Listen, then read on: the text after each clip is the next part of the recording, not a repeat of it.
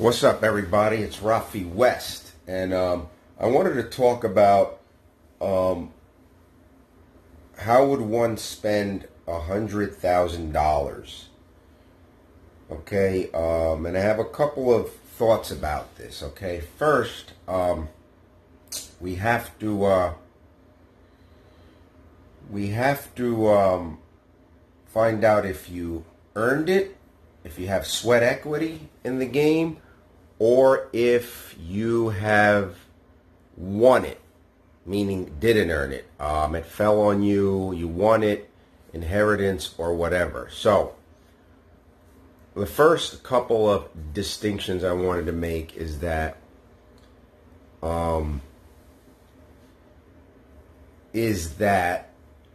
if you won, there's an expression called easy come, easy go. And that is true. If you won things, if you didn't earn it, if you don't have sweat equity in the game, if you didn't get any sweat off your brow, then it's easier to blow it, spend it. All right? That's just by nature, that's how things go a lot. All right? Now, number two, let's talk about if you earned it. If you earned it, you're going to value it more. You're going to be grateful for it more. And, gratitude is like a superpower. All right? When you have that, you will not easily lose things like that. Okay? Gratitude is a superpower. Now, either way, let's go how you would spend $100,000. I'm going to tell you how I would do it, and then you guys tell me in the comments below how you guys would do it. So, the first thing is, we're all human, right? So you want to get out of the way. You want to get out of the way that we're human. So you want to get that emotional nature out of the way. So go on a spending spree. Go and buy clothes and things you've always wanted, a watch, a purse of some sort. It could be an exclusive one, Louis Vuitton. It could be a lower end one, Michael Kors, things like that. Anything you've always wanted. You want a tattoo. You want to get a new wardrobe. So take like 5,000 of it and go and be human. Go and hang out, party, whatever your thing is, whatever frivolity you want to spend it on. Go and do that, all right? So you have 95K left, and I'm not writing this down, but I should. So anyway, but, these numbers could roughly be off, depending, right? So do that, all right? I got this tripod here that I'm testing here also as well, so bear with me. Now, the next thing you want to do is you want to get rid of any kind of debt, preferably bad debt. Okay, any kind of bad debt. What is bad debt? Credit card debt, consumer debt, those sneakers that you bought half a decade ago that are on a card and you're still paying for it. Okay, so you want to get rid of debt. Get a clean slate. This is assuming you made your first 100,000, you inherited, you won it. Here's what you're doing so far. And by the way, that first part, going crazy, being a human with 5,000 to satisfy your emotional need, don't incur any debt with that 5,000. You have the money, so you spend the 5,000 as is in cash. Okay, whether it's a cruise, new wardrobe, frivolous things, get all tatted up with tattoos, whatever you want. So then after that, now you got to start thinking about investing this money, right? And what I mean by investment is, first of all, paying off your debt, that's already an investment. You're getting a guaranteed return on, let's say if your credit card is 25% interest rate, that's like a guaranteed 25% return on your money. So it's already an investment. Paying off debt is investing, and in fact, it's guaranteed. Okay? Then you want to, the number one thing is to invest in yourself. So, you want to invest in yourself, that means get a personal trainer, and you don't have to get a personal trainer forever. You can get one for, half a year, 6 months, and work with him or her, and then through your own innovation you can keep up, because by then you'll be into some better habits, and you'll have learned some things along the way. So remember, you don't have to have this mentor forever. Half a year is a good amount of time to have a mentor, and then you could take it from there, or you can keep on with the mentor. You can always return to the mentor. Okay, so you want to do that. Okay, and whatever it is you're focusing on, your body is always a very good goal to have, taking care of it. But if you want to specialize in something else, maybe you want to do self-defense.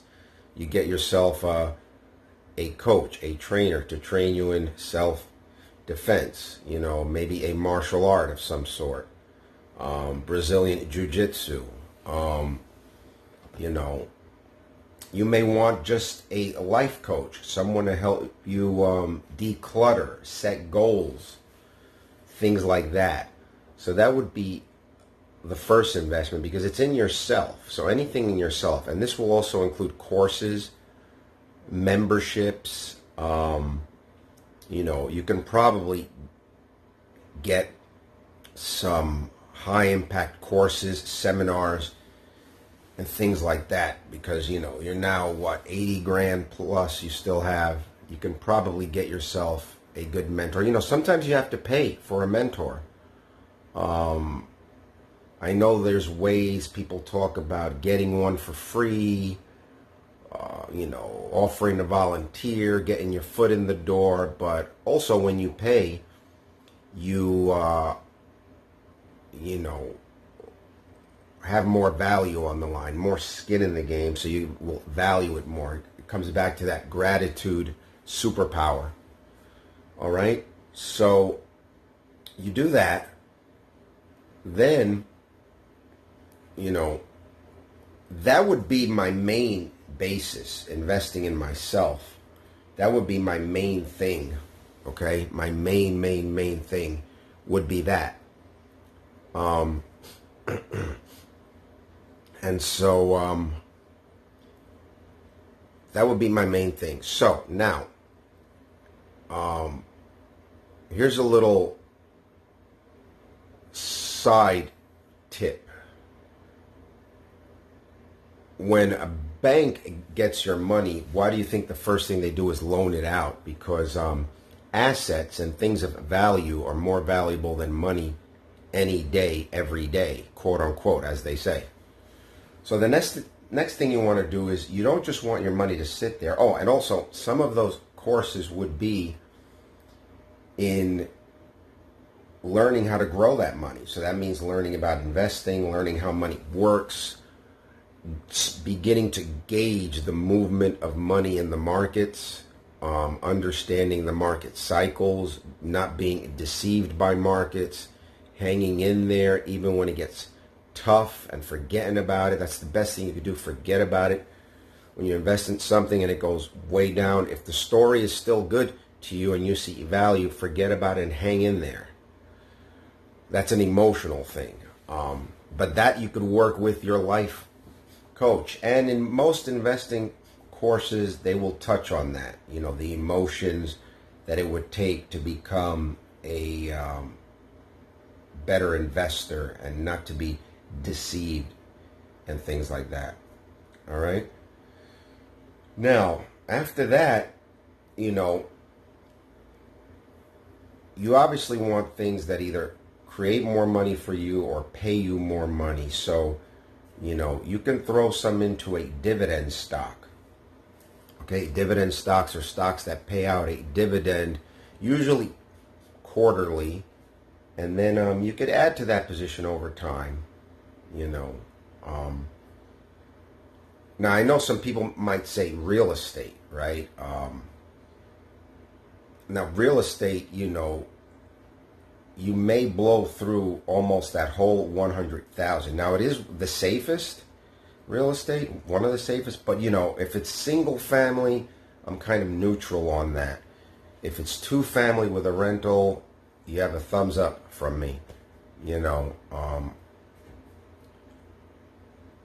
Because it's going to hold your money for long periods of time. The number one thing is to invest in yourself and learn things like I've been learning. So you want to do that, some dividend stocks. You can throw, you know, let's say 30 grand into dividend stocks. Okay, now we still have 50 to 60 grand. Now, I'm going to jump ahead a little bit. I would say with maybe 5% of this money, or 10%, so 5,000 or 10,000, you can speculate a little bit. All right, there's nothing wrong with having a little bit of Las Vegas money, speculation.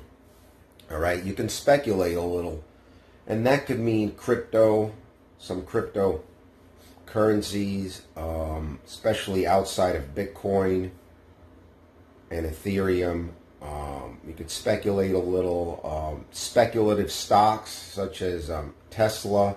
Speculative stocks would be stocks that are not consistently profitable now, you know, but of course you think will be profitable in the future. You know, Tesla comes to mind, you know, Chesapeake Energy. You know, these are speculative because they go with like the oil markets. You can place an options trade in there, you know. You can place an options trade, preferably to the downside, buy put options. And so that's your speculative. We still have 50 grand, 60 grand or so in there. And, you know, what you don't want to do is leave it in a savings or checking account, because over time inflation is going to eat into it, you know. So you can put it aside in the meanwhile until you figure out, you know, obviously these courses you're going to take one at a time, you know, not 10 at a time. Finish off things, you know, don't go for the next new shiny object. That next new shiny object all the time. Try to finish things off. Not even try. Finish things off. And, you know, I would buy a lot of books, things of value. I'm also a little bit, you know, I'm big on health. So, not that you have to be a health nut, but you want to invest in your health a little bit. Go get some, look into biohacking, look into more advanced blood testing. You know, you have the money now, more advanced blood testing. Like there's one I want to try called SpectraCell, that it does all the, like, the nutrient testing from A to Z. You know, when you go to your doctor, they do maybe vitamin D, vitamin B12, but they don't do, you know, selenium, iodine, you know, all those nutrients that are important, for example, for thyroid health and things like that. They do free testosterone, which you want to do as a man. So you want to do all that, right? And then, you know, you still have this money laying around. So as far as real estate, I won't say go and buy real estate. You know, you only have like 50 or 60 grand left. I would say learn about real estate. There's even real estate coaches out there, I'm sure, that you can learn from them how to get into real estate without using, you know, all of your money, for example. The key is to preserve your capital. Whenever you get capital like that, now it's like preservation. It's not incredible wealth, you know, 100,000, but you still want to preserve it, and it doesn't have to be in the physical 100,000 cash. It could be, like I say, I would have mainly assets. Now, it's good to have some cash, so you do want to hold some cash for a while for, this is important, you do want to hold some cash for opportunities that may arise. Okay? It may almost be opportunity time now if we go into a recession and the market continues to tank. Okay, so it may almost be opportunity time, and for that you have to have cash. So it's not a bad thing to hold cash, just don't hold it forever. Okay, and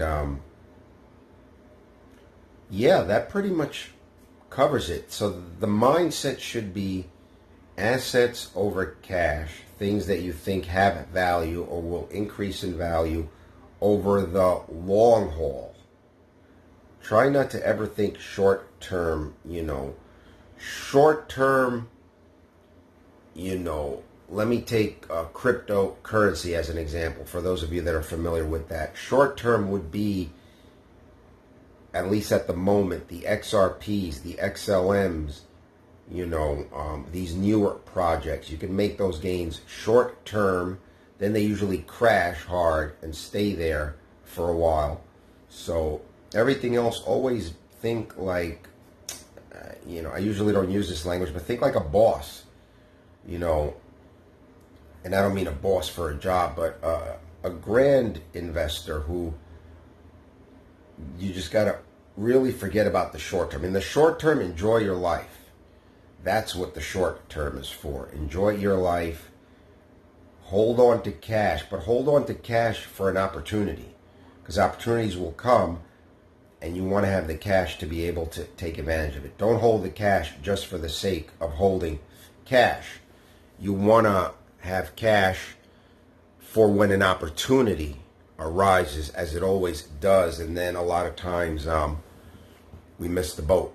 So I wanted to open up that discussion. What would you guys do with $100,000?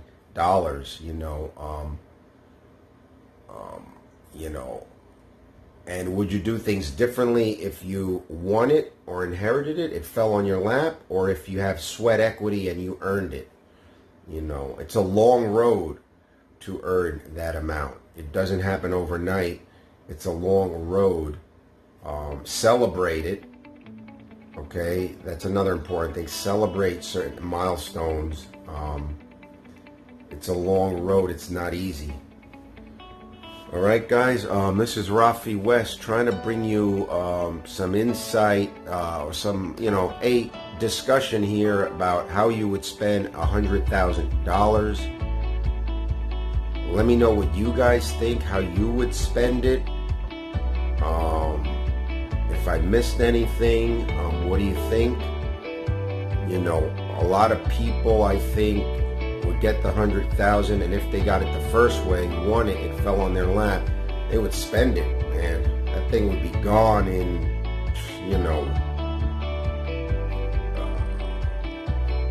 be gone over one summer, a season, easily, get all the latest gadgets, upgrade your phones, even if you don't need to, buy, if you have a 50-inch screen TV, you get an 80-inch, even if you don't need to.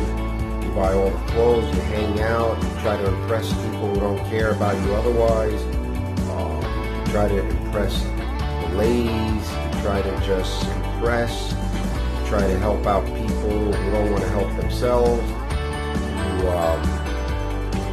You'll find ways to spend it without even a thought in your mind about tomorrow. So don't be that person. Have this other way of thinking in mind. Always look to acquire assets, and do not, in the short term, remember to think about enjoying your life, not profiting in the short term. Keep that for far out there, down the road. Okay, that's going to be the best way. It's not sexy, it's not exciting, it's dull, but that's the way it's been done for ages. And I know even I get caught up sometimes. Short term, stuff. Yeah, but I always got to remember, forget that. Go enjoy your life in the short term. Just lock that away and forget about it, like if you never had it. Okay, forget about it. All right, as they say. All right, guys, so this is Rafe West, a little lengthier of a video. Hopefully you watch this. Let me know in the comments if you like this stuff. Give me a thumbs up. Subscribe to my channel. Let me know what you guys want to hear more of, and leave in the comments how you would spend $100,000. How would you handle a windfall? You know, let me know. All right, guys. This is Rafe West. Hoping the best for all of you, and let me know how you guys would do it down in the comments section. Share this video with others who are interested in this kind of stuff. It's kind of like money talk, finance. So yeah, until next time, this is Rafe West. Take care, everybody. All right, peace.